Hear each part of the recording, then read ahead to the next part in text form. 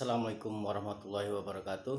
Perkenalkan, nama saya Hadi Surya, Prodi Ilmu Pemerintahan.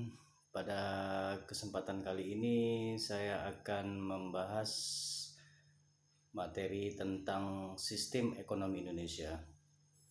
Baiklah, jadi pengertian sistem ekonomi. Jadi yang pertama, sistem ekonomi menurut Chester Bernard adalah suatu kesatuan yang terpadu secara holistik yang di dalamnya terdiri atas bagian-bagian dan masing-masing bagian memiliki ciri dan batas tersendiri. Suatu sistem pada dasarnya adalah organisasi besar yang menjalin berbagai subjek atau objek serta perangkat kelembagaan dalam suatu tatanan tertentu. Dalam sistem ekonomi ada beberapa menurut para ahli. Di antaranya menurut Ludwig van Bartholomeu. Jadi sistem merupakan seperangkat unsur yang saling terkait dalam suatu antarrelasi di antar unsur-unsur tersebut dengan lingkungan. Jadi ada menurut Anatole Rothbard, sistem adalah suatu kumpulan kesatuan dan perangkat hubungan satu sama lain. Menurut L. Alcott, sistem adalah setiap kesatuan secara konseptual atau fisik yang terdiri dari bagian-bagian dalam keadaan saling tergantung satu sama lainnya. Jadi, sistem adalah sekumpulan unsur atau elemen yang saling berkaitan dan saling mempengaruhi dalam melakukan kegiatan bersama untuk mencapai suatu tujuan. Yang kedua, sistem ekonomi. Ekonomi adalah sistem aktivitas manusia yang berhubungan dengan produksi, distribusi, pertukaran, dan konsumsi barang dan jasa. Kata ekonomi sendiri berasal dari kata Yunani, yaitu oikos, yang berarti keluarga, rumah tangga, dan phos, nomos, atau peraturan-aturan hukum, dan secara garis besar diartikan sebagai aturan rumah tangga atau manajemen rumah tangga. Maksud yang ketiga, sistem ekonomi. Menurut Dumary 1966, sistem ekonomi adalah suatu sistem yang mengatur serta menjalin hubungan ekonomi antar manusia dengan seperangkat kelembagaan dalam suatu tatanan kehidupan. Selanjutnya dikatakannya pula bahwa suatu sistem ekonomi tidaklah harus berdiri sendiri, tetapi berkaitan dengan falsafah, pandangan dan pola hidup masyarakat, tepatnya berpijak. Sistem ekonomi merupakan perpaduan dari aturan-aturan atau cara-cara yang menjadi satu kesatuan dan digunakan untuk mencapai tujuan dalam perekonomian. Jadi pengertian sistem ekonomi ialah mencangkup seluruh proses dan kegiatan masyarakat dalam usaha memenuhi kebutuhan hidup atau mencapai kemakmuran. Sistem ekonomi pula suatu kumpulan dari aturan-aturan atau kebijakan yang saling berkaitan dalam upaya memenuhi kebutuhan untuk mencapai kemakmuran. Sistem ekonomi juga yang dianut setiap bangsa bersifat khas. Untuk membedakannya bisa dilihat dari sudut pandang, antara lain sistem kepemilikan sumber daya atau faktor-faktor produksi, kebebasan masyarakat untuk dapat berkompetensi antara satu dengan yang lainnya, peranan pemerintah dalam mengatur kehidupan ekonomi bangsanya. Jadi aspek sistem ekonomi Indonesia dalam hal yang berkaitan dengan ketahanan perekonomian bangsa, maka dapat dijabarkan pengertian tentang aspek ekonomi sebagai berikut.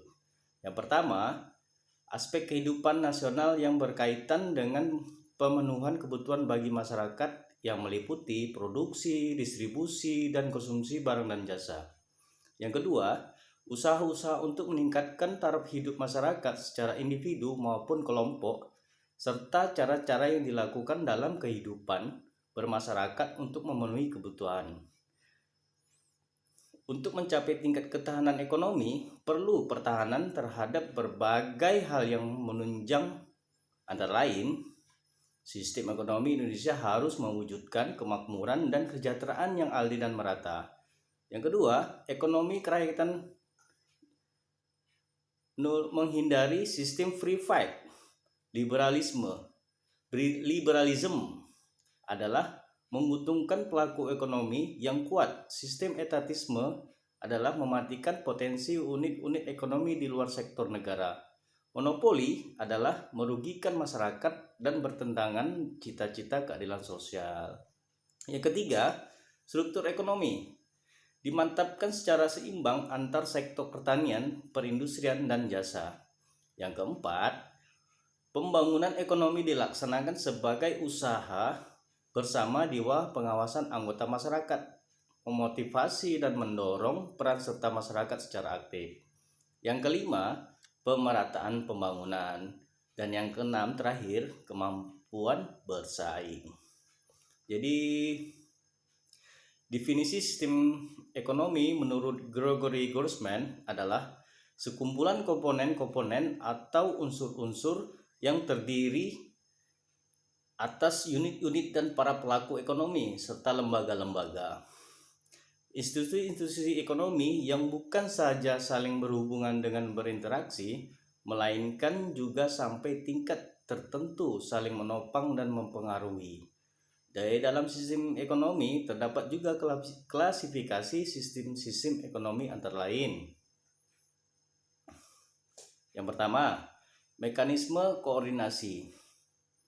Di sini mekanisme koordinasi ialah suatu proses yang menghubungkan berbagai kegiatan pada berbagai departemen atau individu dalam organisasi yang mana di dalamnya mempunyai mekanisme agar terciptanya suatu kesamaan dalam melakukan berbagai kegiatan dan mencapai. Jika tidak ada mekanisme koordinasi, suatu kegiatan dan pencapaian tersebut akan berantakan, maka diperlukan hal tersebut. Dalam mekanisme koordinasi dibagi lagi menjadi dua. Yang pertama, sistem tradisional atau disebut juga dengan traditional economy. Sistem ini dibentuk berdasarkan kebiasaan dan tradisi masyarakat secara turun-menurun agar terciptanya produksi barang yang apa adanya atau bisa dibilang masih original dan dibuat dengan tangan sendiri atau handmade. Jadi sistem ini juga sangat mengandalkan kekeluargaan dan juga kejujuran dari setiap individunya. Yang kedua, sistem komando atau disebut dengan komando ekonomi. Seperti namanya, sistem ini sangatlah berpusat pada pemerintah yang memiliki kekuasaan tertinggi, di mana pemerintah sangat dominan untuk mengatur kegiatan ekonomi. Penguasaan ini juga dilakukan agar masyarakat bisa membatasi kegiatan ekonomi secara teratur dan tidak berlebihan, supaya terciptanya perekonomian yang stabil. Sistem ini juga sangatlah bagus karena dapat mengurangi angka pengangguran, jaminan akan barang dan jasa sesuai dengan kebutuhan masyarakat dan juga mudah mengendalikan harga pemerataan. Karena sistem ini diatur pemerintah, pasti ada kekurangannya, yaitu kebutuhan masyarakat akan barang dan jasa terkadang menyebabkan kekurangan hasil produksi yang tidak selalu didasari oleh perintah rakyat atau kemauan rakyat dan juga akan menghambat inovasi dari masyarakat.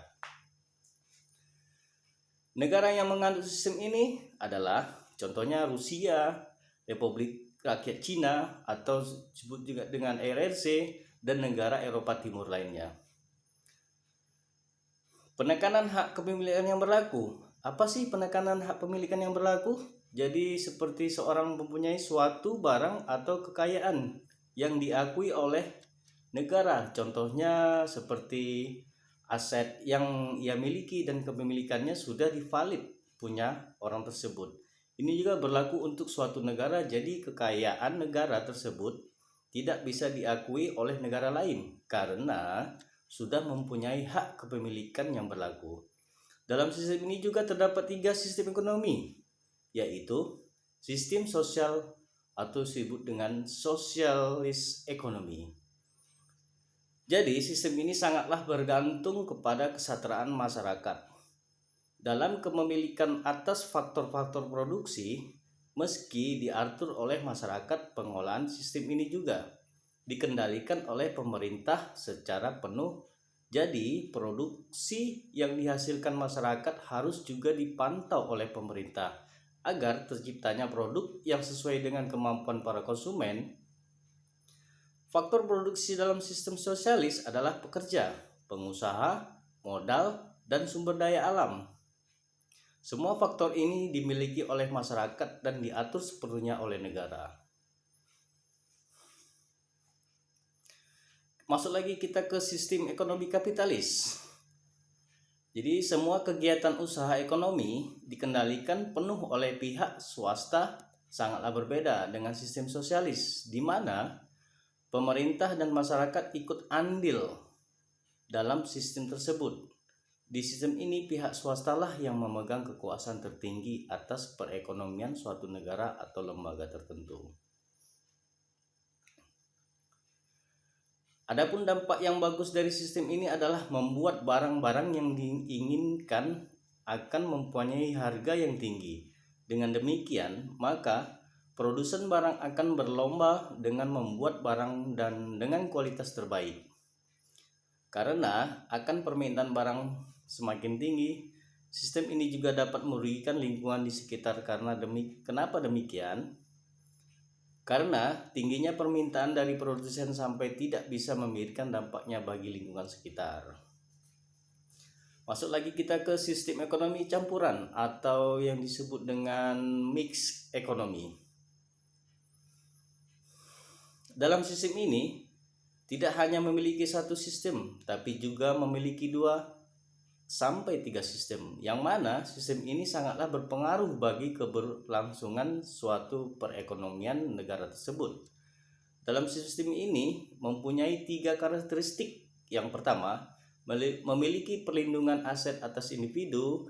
Yang kedua, sistem ini mengizinkan hukum permintaan dan penawaran agar bisa menentukan harga komoditas.